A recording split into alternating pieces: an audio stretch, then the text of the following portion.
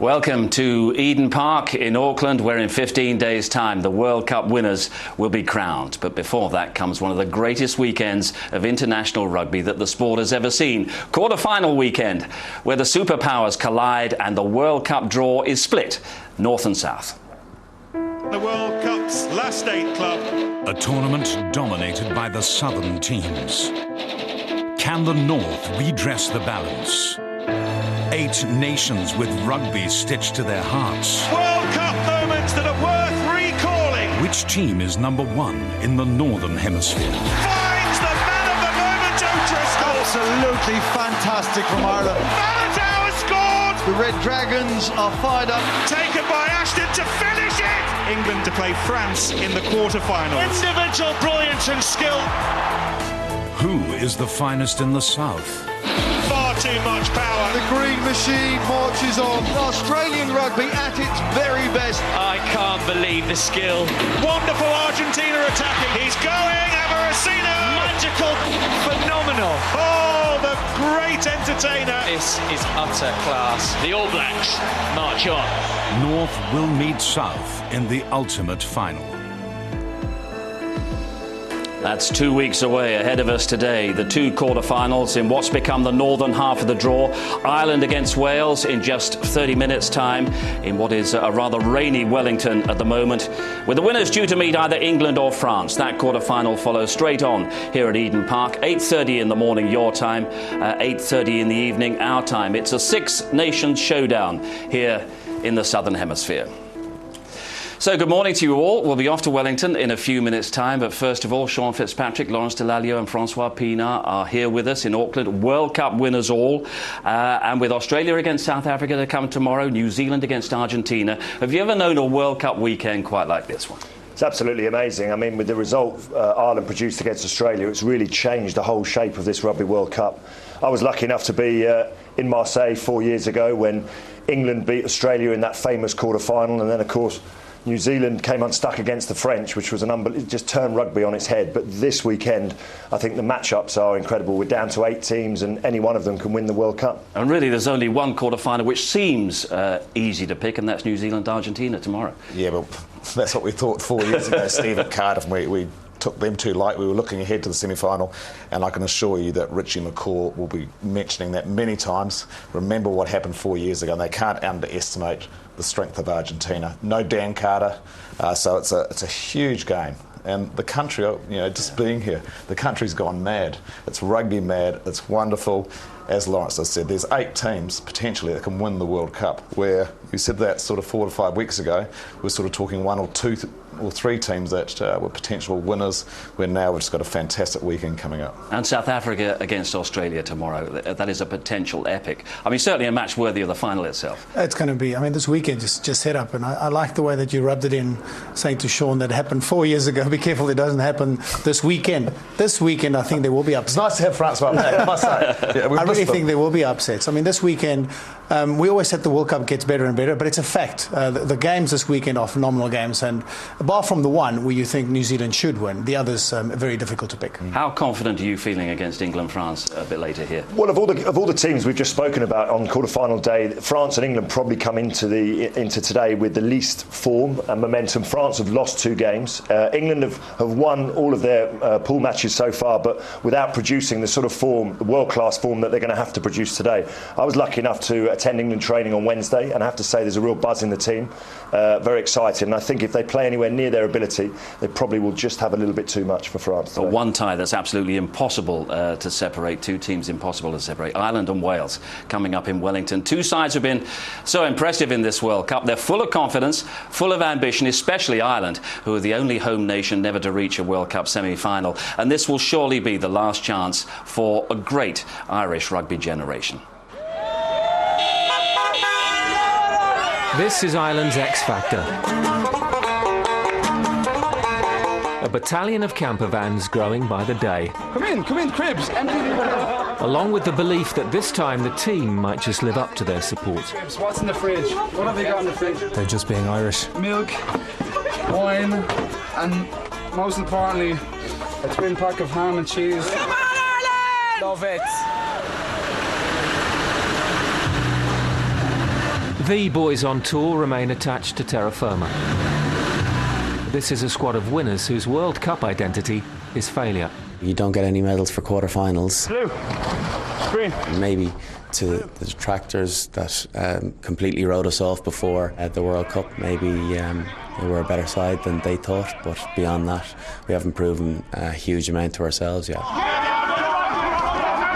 The World Cup in 07, you know, it's a sickening feeling, a scar in our career that you'd never want again. That's a big thing that's been driving an awful lot of us. There is no longer a soft centre. What counts for more, skill or courage? Courage. Midweek in Wellington, the Irish team hotel. And it was standing room only for Declan Kidney's team announcement. He changed his halfback pairing for the last 7 games running, and there were those who'd had enough of the tinkering. Clay Wales, Rory Best, Mike Ross. And this time the coach stuck. Conor Murray was retained, alongside Ron O'Gara, Ireland's record point scorer, the history man. My lovely, lovely, lovely Ron, my lovely Ron. He's huge inner relief, just massive self-belief. He puts in huge performances. The fella really doesn't know what pressure is. He's you know, a close teammate that you'd walk on glass for. He looks a little bit like Ronan O'Gara. When Rog plays, Irish nerve holds. I want to shower you with sugar, love. I wouldn't imagine this game being won by much more than a score, one way or the other. So, you know, someone's going to have to hold their nerve in minutes of the game, all right.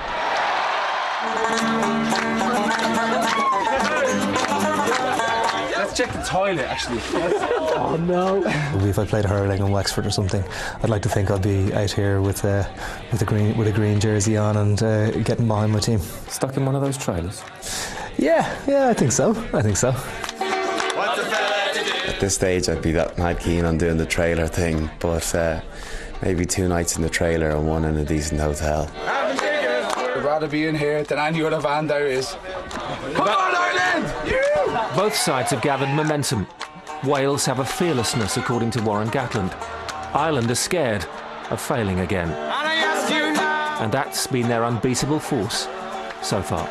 It's important to play with that when it gets to these big games. This is the stage, this is the occasion. You want the world watching you, and you want to be able to deliver. The best is yet to come from this team. Really? I think so. What counts for more, talent or experience?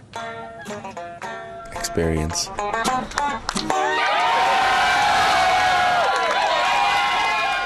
Experience, Francois. Would you pick that as the important ingredient from this point on in the competition? You mentioned both. The most important word is courage and experience. You've got to front up. You've got one shot at the opportunity, and that's what it takes. Courage, come out, fire from all cylinders right at the start. If you don't start well in the knockout stages of the Rugby World Cup, you go home. You have to start well, but that experience will count, and they've got so much experience in that team. Ireland keen to get as much experience as they can in the starting lineup.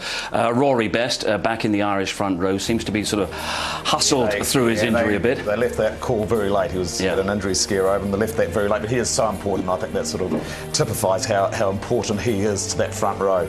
You know, Healy's played very well, Ross has played well, backed up by 2 hugely experienced locks. And then you threw in probably the best loose forward trio in the competition at the moment. They've got a very good forward pack, and they need to dominate a Welsh team.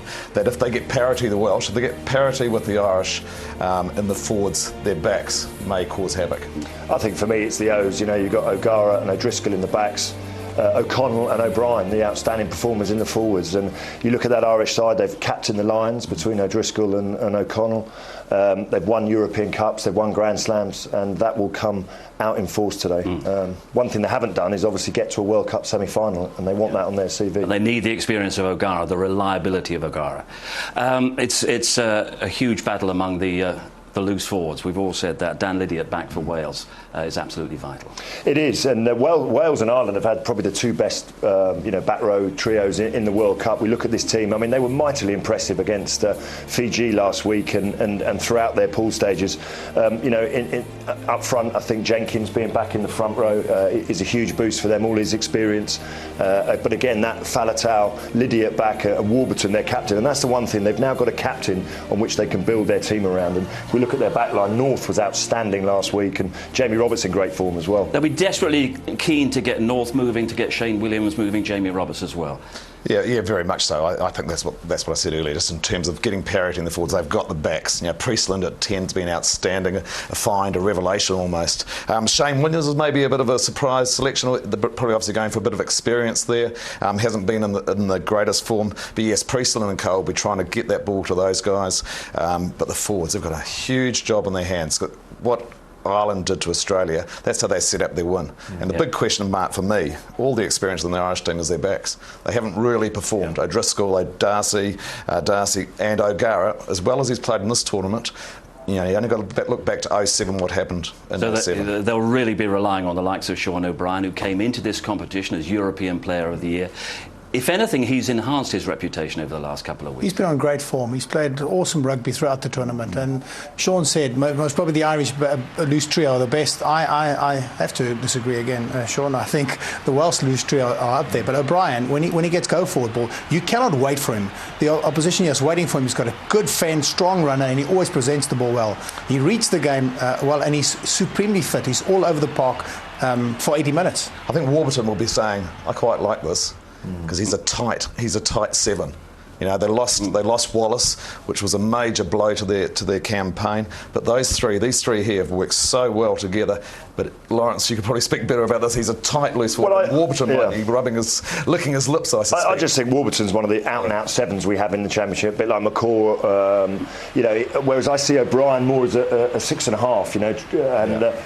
For me, to play well in the back row, you need to carry ball strongly and you need to tackle. And we just see here Warburton, he tackles well, and I think he complements what they've got with Faletau and Lydia as well. But it's a big game for him, this game. He's also the captain of the team, and he's in the knockout stages of the Rugby World Cup.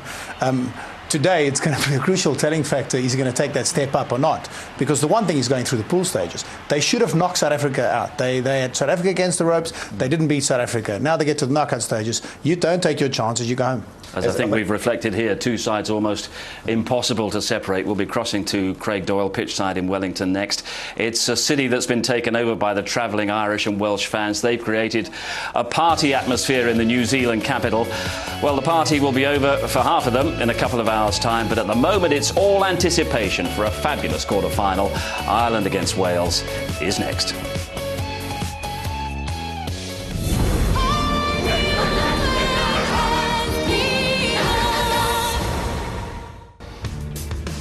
It's a Six Nations doubleheader transplanted to New Zealand's North Island today. England against France is at 8:30 here in Auckland. But first it's Ireland against Wales, 24 years after Wales reached their only World Cup semi-final. Ireland are desperate to reach their first one today. Let's get down to the very special atmosphere we've got there in Wellington and the very special match that's coming up. Ireland against Wales. Enjoy it with Craig Doyle. Thank you, Steve. Good morning, everybody. You're very welcome to a wet and a windy Wellington Regional Stadium. They call it locally the Cake Tin, and my word, what a treat it has in store for us tonight. It is Ireland against Wales. It is the first quarter-final of this Rugby World Cup, and I think it's fair to say there's nothing between these two sides. No favourites, no underdog tags, just two sides in absolutely sparkling form. None of the fans I've spoken to over the past few days are prepared to call who's going to win this one. I don't know if Gareth Thomas or Alan Quinlan will pin their colours to the mast, but a tight one indeed, isn't it? Yeah, it's a really tight game. You've got two great teams out there, both teams on form as well, and I think really the team you choose is why you're passionate, it's not why really your head tells you. We'll talk about the nitty and gritty of the game in just a second, but the conditions here are crucial because it's such a strange stadium. The wind just swirls around, the wind and rain coming in at all different angles. It's going to play a part, Alan, isn't it? Absolutely, it's going to be very difficult for the place kickers, and it's a big challenge. It's swirling everywhere, and for balls that are going to be kicked up in the air, I think it's going to be a challenge for Carney and Halfpenny, the two fullbacks, and I'm sure both teams will try and test each other with